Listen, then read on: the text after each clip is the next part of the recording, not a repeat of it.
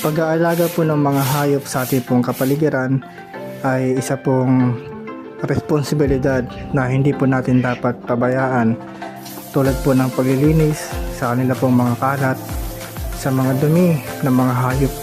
Kailangan po ay panatilihin natin palagi na malinis araw-araw ang paligid.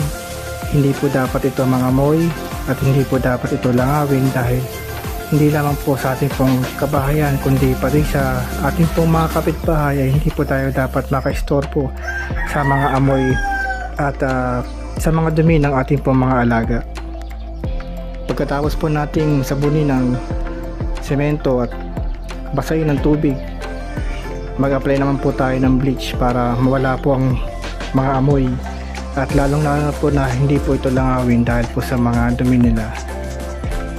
Napaka-importante po ng kalinisan sa ating pong kapaligiran, lalo na po kapag ganitong meron po tayong responsibilidad ng mga alagang hayop sa ating pong backyard.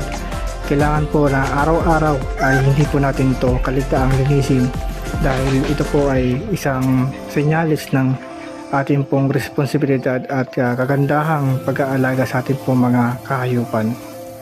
Napakaganda pong simula ng ating pong umaga, tulad po ng kagandahan ng panahon at araw ngayon, na kailangan po nating gawin araw-araw ang paglilinis na ito. Lagi po nating iisipin na sa bawat ginagawa natin, isipin natin na ginagawa natin to sa kaluwalhatian ng ating pong Panginoong Hesukristo. Maraming salamat. God bless.